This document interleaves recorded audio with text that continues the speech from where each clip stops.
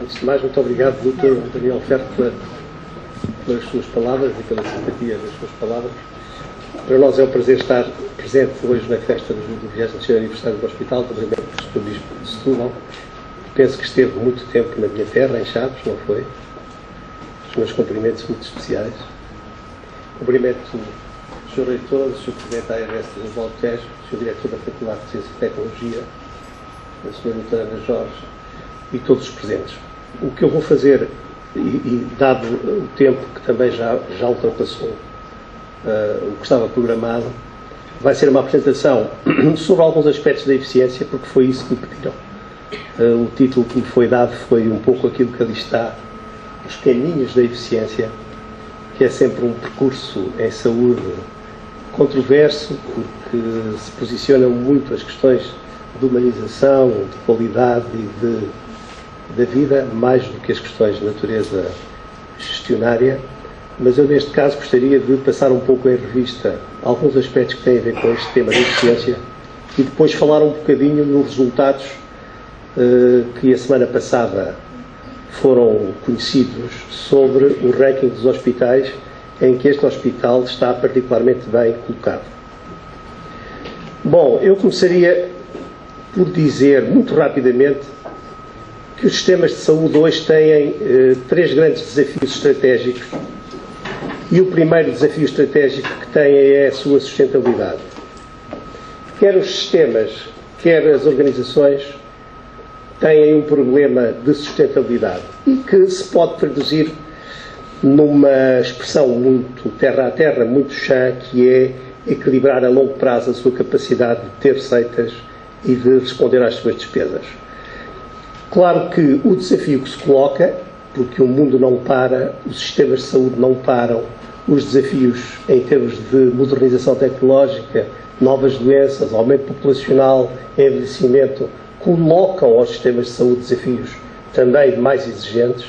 Os desafios que se colocam hoje aos sistemas de saúde é promover a qualidade, dar melhor resposta aos cidadãos e aumentar a eficiência, ou seja, parece quase a quadratura do ciclo que é dizer, bom, os senhores podem fazer com mais qualidade e gastando menos. Este é o grande desafio que os sistemas de saúde hoje têm pela frente.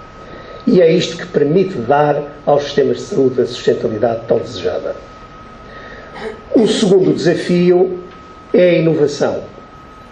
Estamos num ambiente, num território particularmente sensível à investigação e à inovação tecnológica, até porque a inovação determina melhores cuidados de saúde, determina salvar vidas, determina aumentar anos de vida e dar mais qualidade de vida às pessoas. E, portanto, é uma determinação particularmente relevante do ponto de vista ético. Ou seja, a inovação tecnológica em saúde não é apenas uma inovação que vai permitir aumentar a eficiência, como se faz em várias áreas de negócio, que vai permitir apresentar produtos mais sofisticados, etc. Não. A inovação aqui permite salvar vidas, permite poupar sofrimento, etc. E, portanto, é um problema particularmente sensível.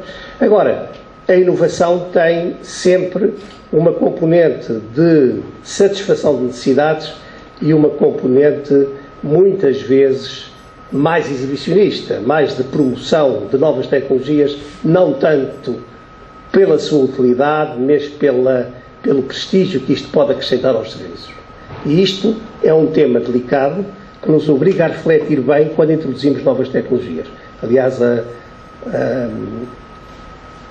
o Infarmed lançou agora o modelo de avaliação de tecnologias através de uma sigla que eu agora não me recordo e que provavelmente vai dar frutos em matéria de seleção do que é tecnologia útil ou do que é tecnologia menos útil ou supérflua.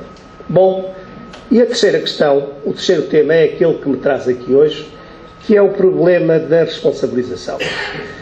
Tudo isto é muito interessante, produzir cuidados de saúde, fazer o melhor pelos doentes, é muito interessante, mas temos que saber se todos nós temos a nossa cota de responsabilidade ou não, pelos resultados serem bons e pelos custos serem controlados. Quem é que se responsabiliza pelo controle de custos e quem é que se responsabiliza pela qualidade dos cuidados perante os doentes? E isto tem a ver com a tão glosada accountability, que tem a ver exclusivamente com uma questão, que é medir objetivamente aquilo que fazemos com recursos que não são disponibilizados. Portanto, a accountability não é nada que se apalpe ou que se cheire, mas é algo que se mede com exatidão, com rigor, com instrumentos.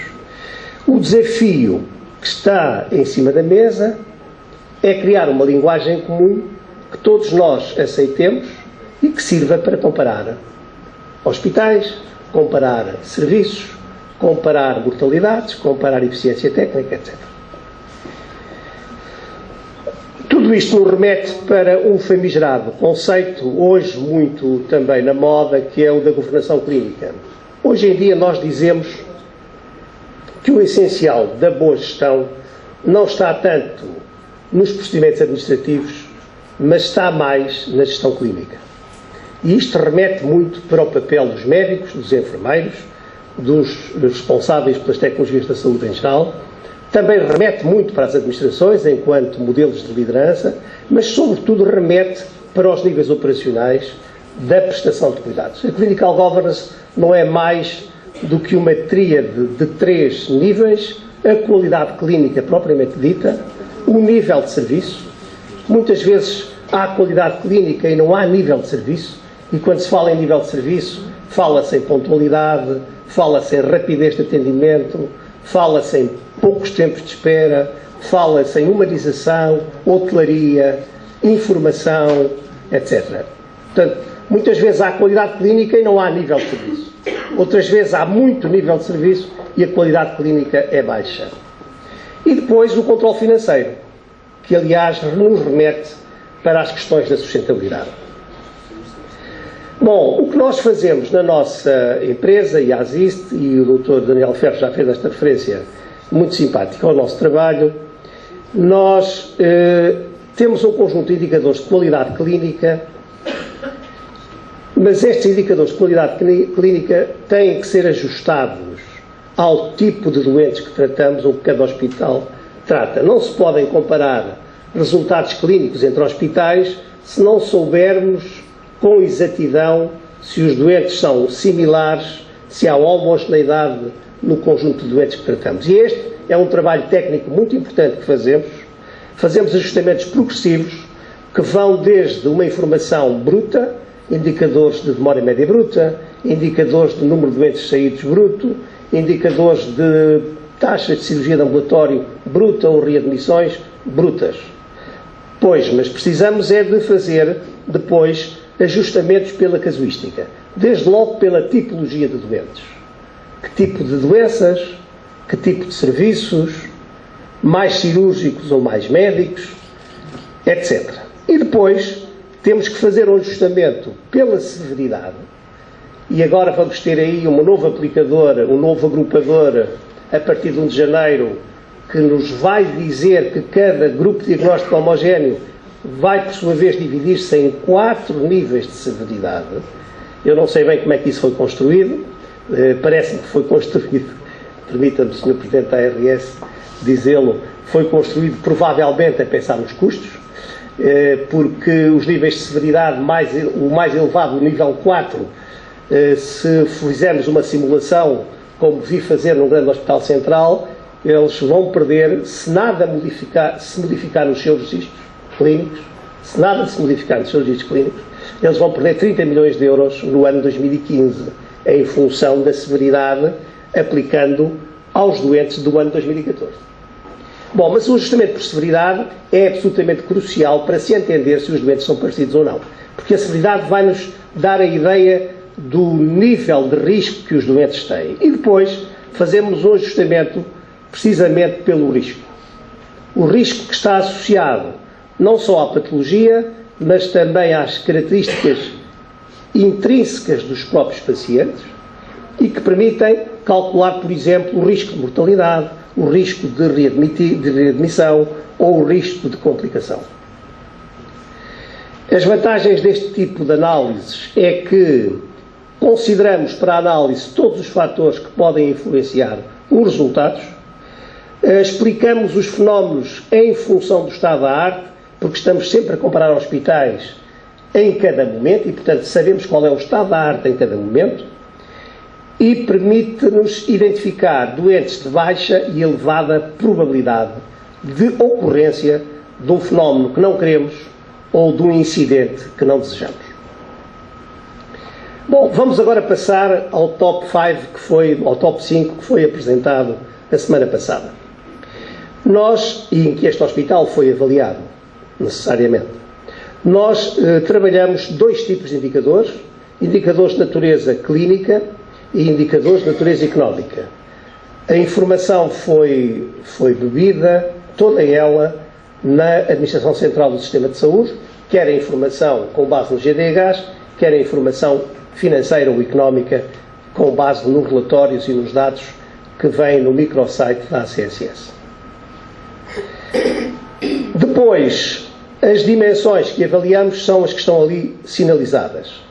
A dimensão qualidade assistencial, a dimensão adequação, vamos já ver o que é que incluímos aqui, a dimensão eficiência, quer na componente clínica, quer na componente económica, que inclui a eficiência, vamos já ver a seguir, quer de recursos humanos, quer dos custos operacionais.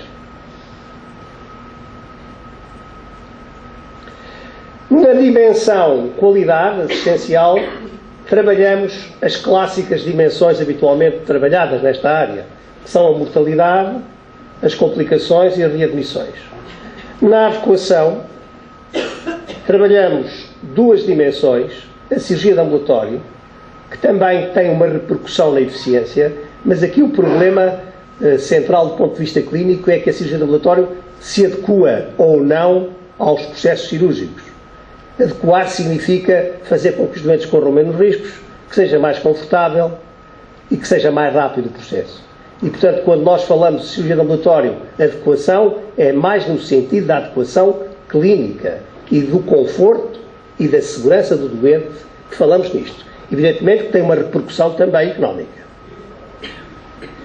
E trabalhamos este indicador, taxa de cesarianas, mas não o incluímos no ranking por uma razão. É porque temos vários hospitais que não têm partos, que não têm obstetrícia e, portanto, tivemos dificuldade em conseguir extrair este indicador de alguns hospitais e incluir noutros, e isto podia criar vieses nos resultados finais e, portanto, excluímos o indicador cesarianas, taxa de cesarianas, embora o tivéssemos avaliado.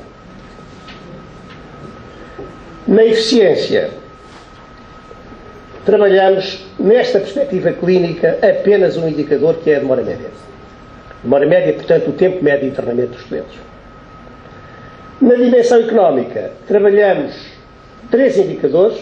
Na eficiência, doente padrão por médico equivalente a tempo completo, doente padrão por enfermeiro equivalente a tempo completo e os chamados custos operacionais por doente padrão, que inclui todas as mercadorias consumidas nos hospitais, designadamente medicamentos, material de consumo clínico, etc. Bom, os resultados começam aqui a ser apresentados. Aqui não temos nenhum trabalho especial feito por nós, é apenas uma descrição do que aconteceu no ano de 2013 nos hospitais portugueses. Nós dividimos os hospitais em 4 grupos. B, os mais pequenos. Grupo C, os hospitais de média pequena dimensão. O grupo D, em que se insere o Garcia Dorta, são os hospitais já de elevada dimensão. E o grupo E, aquilo que nós chamamos os grandes hospitais universitários. E depois criamos um grupo, e isso é uma responsabilidade da nossa empresa, criamos um grupo exclusivamente dedicado às ULS.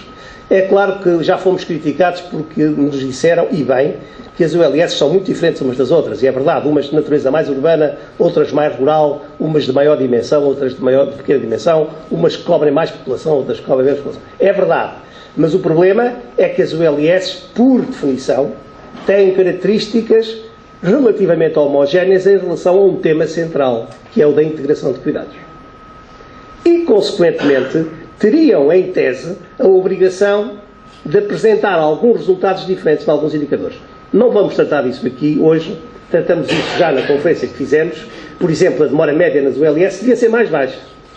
Por exemplo, a taxa de readmissões deve ser mais baixa. Por exemplo, as admissões pela urgência deve ser menor. Se nós trabalhamos no modelo de integração, isto tem que ter consequências dos indicadores. E não podemos olhar para o lado e dizer isto é tudo igual e dizer pronto, está tudo bem, continuemos. Não, se são ULS, há indicadores que têm que ter um comportamento diferente. Bom, mas não é isso que se trata agora. De qualquer forma, como podem ver, o volume médio de altas vai subindo à medida que vamos mudando de grupo, o que mostra que os grupos têm alguma consistência. O índice de case mix, ou seja, a complexidade destes grupos de hospitais, também vai evoluindo ao longo deles. Isto é, o grupo de hospitais mais pequenos tem uma média do índice de case mix de 1,35 e reparem, os maiores têm 2,03, aqueles em que vocês se situam 1,61, está bem, está dentro do que seria expectável. Uma informação, enfim, relativamente surpreendente, os episódios cirúrgicos são maiores nos hospitais centrais, isso também seria expectável, com uma média de 42,5% de episódios cirúrgicos. Todavia, como podem ver, dominam os episódios médicos, o que também seria expectável, mas já esta evolução, provavelmente temos aqui alguns dados relativamente novos nesta matéria. E depois, este indicador que tem muito a ver com os médicos e com a codificação, que é o número de diagnósticos registados por cada alta dada e que é um proxy para a exaustividade dos registros clínicos. E nós aqui o que é que temos? À medida que vamos subindo na complexidade e na dimensão dos hospitais, reparem, o número de diagnósticos por alta sobe, o que era também expectável, atingindo o valor mais alto nos hospitais centrais, com uma média de 5,8 diagnósticos por alta. Convém dizer o que é que significa este 5,8. Significa que, em média, por cada processo clínico com alta, nós temos 5,8 diagnósticos registados por alta. O que significa diagnóstico principal, diagnósticos secundários, comorbilidades e complicações registadas.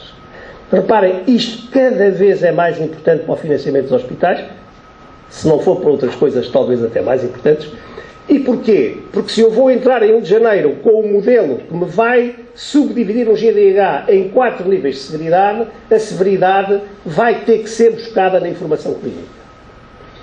E um hospital arrisca-se, se não fizer nada nos seus registros clínicos, a ter 90% dos seus doentes na severidade 1 e 2.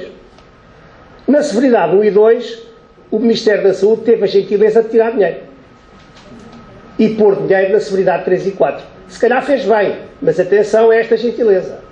Significa que os orçamentos dos hospitais podem ser fortemente penalizados se nada for feito no reforço dos registros clínicos.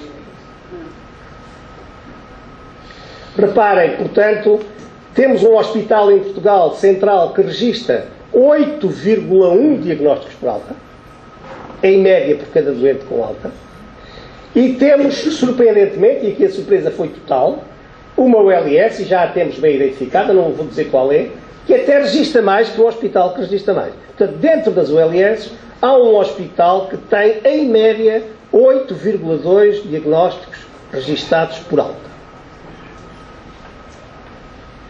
Bom, demora média. A demora média, reparem, estamos a falar de demora média bruta, não tem grande significado, mas há apenas aqui um dado talvez interessante, é que a demora média vai subindo à medida que os hospitais são maiores e mais complexos, o que também seria expectável. Reparem, estamos a falar em demoras médias brutas. Os senhores estão neste grupo, em que a demora média oscila entre 6,91 e 8,53, com uma média de 7,65, e o grupo dos maiores hospitais é o que tem a demora média mais elevada, mas isto teria que ser mesmo assim. Reparem, este indicador não tem muita importância.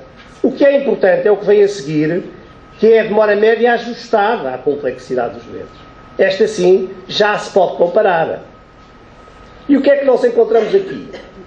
Encontramos 2 grupos de hospitais com valores relativamente abaixo do padrão esperado, ou seja, o grupo dos pequenos hospitais, para nossa surpresa, revela não só uma demora média dentro do esperado, como até um pouco abaixo, e com uma grande homogeneidade de resultados, da mesma forma que os grandes hospitais centrais. Os grandes hospitais centrais apresentam talvez o melhor comportamento destes grupos. O vosso grupo, onde estão inseridos, reparem, esta linha amarela representa a posição da mediana dos hospitais, que está acima do que seria esperado. Não tem grande oscilação, ou seja, a Caixa dos Bigodes, que representaria 75% dos acontecimentos, está relativamente homogénea e, portanto, a situação não está mal, é razoável. Agora, reparem, as ULS apresentam a pior situação, o que é surpreendente, convenhamos. Um modelo integrado de prestação de cuidados e que é o que apresenta piores resultados, ficamos todos de boca aberta. Vamos agora aos custos. Doentes padrão por médico ETC. Aqui é a produtividade médica e a produtividade dos enfermeiros. Bom, o que nós verificamos é que a média de doentes tratados por médico atinge o seu valor mais elevado no vosso grupo, no grupo D, no grupo dos grandes hospitais antes dos universitários. São 98 doentes por médico ETC e o grupo a seguir é o grupo C, dos médios pequenos, com 92, e depois só depois é que aparecem os hospitais centrais, depois as ULS e no fim, e aqui mais uma vez de forma surpreendente, os pequenos hospitais. Sobre os pequenos hospitais nós temos aqui uma informação que resulta do nosso estudo e da nossa conclusão. É que os pequenos hospitais têm muita dificuldade em ter economias de escala. E, portanto, eles têm custos fixos que os prejudicam muito em matéria de comparação da sua atividade. A mesma coisa para doentes padrão por enfermeiro. Reparem, estes dois grupos de hospitais, os centrais e os que estão a seguir, são os que apresentam maior produtividade dos enfermeiros. E reparem, mais uma vez, a média dos hospitais pequeninos é, a par das ULS, a mais baixa. Portanto, há aqui problemas de escala que até, de certa forma, nos surpreenderam. Reparem, nós às vezes o que encontramos é muita crítica à falta de médicos na periferia, nos pequenos hospitais. E reparem a produtividade médica e a produtividade dos enfermeiros nestes dois grupos de hospitais. Isto tem a ver com economias de escala que se podem ter em grandes hospitais e de média dimensão e não se podem ter nos pequenos hospitais. Visto de uma forma esquemática, os hospitais centrais apresentam resultados muito satisfatórios em matéria de produção por médico. Os hospitais do grupo B, os mais pequeninos, um grande problema. E reparem, uma grande variação nos seus resultados.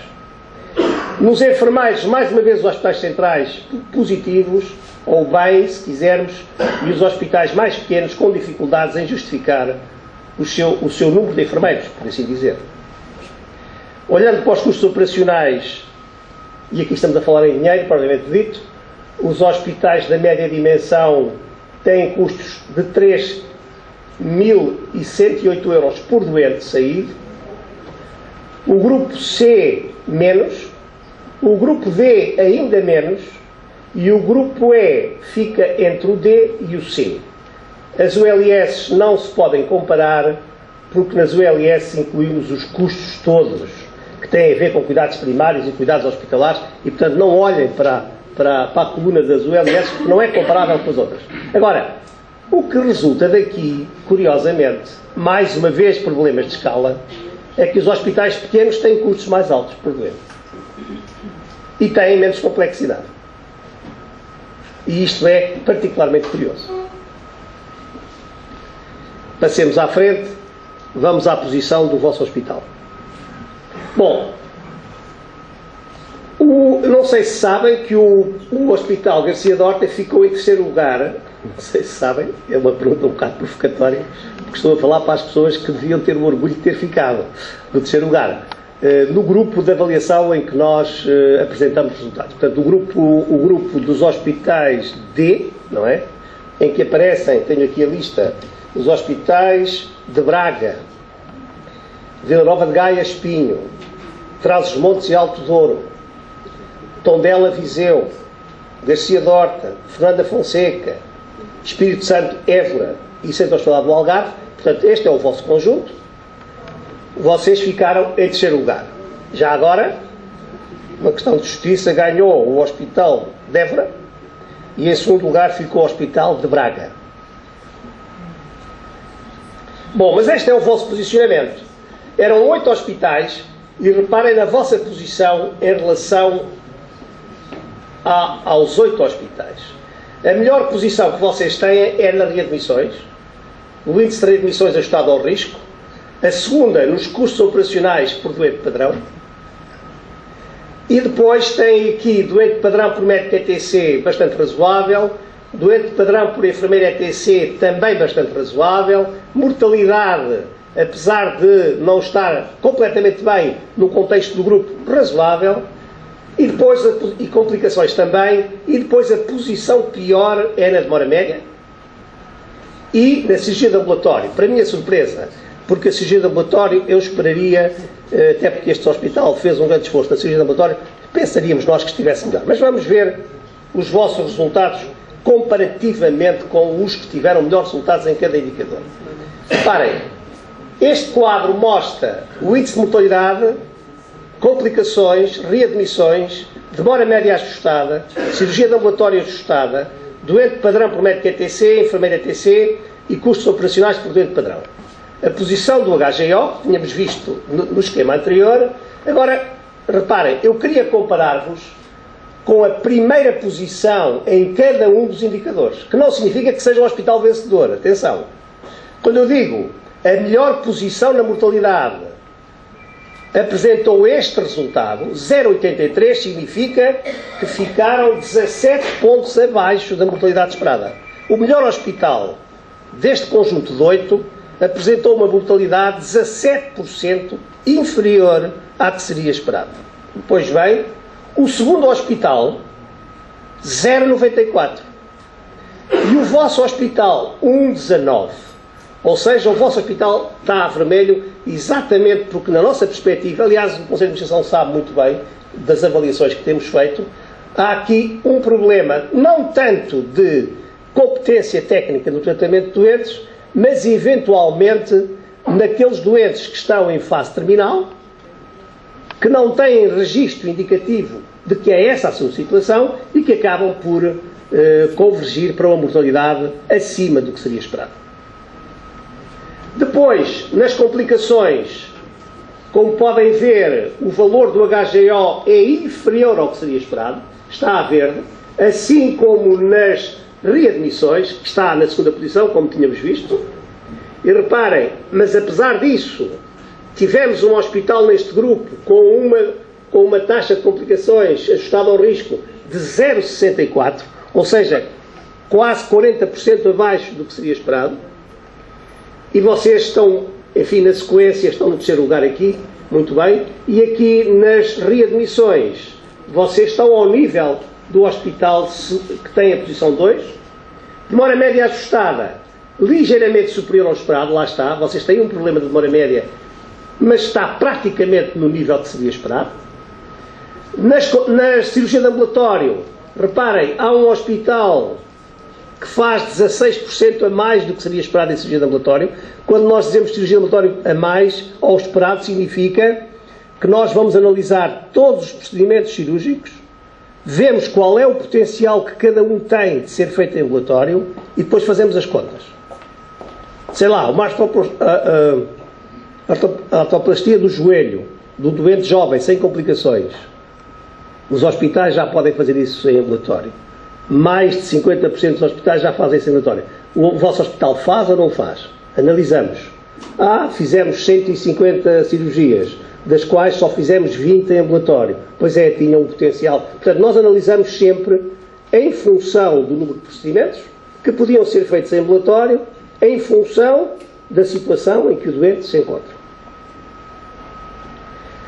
Doentes padrão por médico ETC, vocês estão neste valor, 99,8, eu diria que estão no limiar do que seria bom. A mesma coisa para os enfermeiros, reparem, o hospital que mais produtividade tem dos enfermeiros, 79,2, vocês estão com 60, é bastante abaixo realmente, mas comparativamente aos outros hospitais vocês estão bem. E aqui nos custos operacionais por doente padrão, vocês têm custos inferiores à média, posso garantir-vos, não está aqui diferenciado, mas reparem, há um hospital que tem 2.000 euros por doente padrão e vocês têm quase 2.400. euros. Portanto, os dois primeiros estão com uma posição melhor, embora vocês tenham aqui um bom resultado. E era isto que eu vos queria mostrar. Algum comentário, alguma questão? Muito obrigado.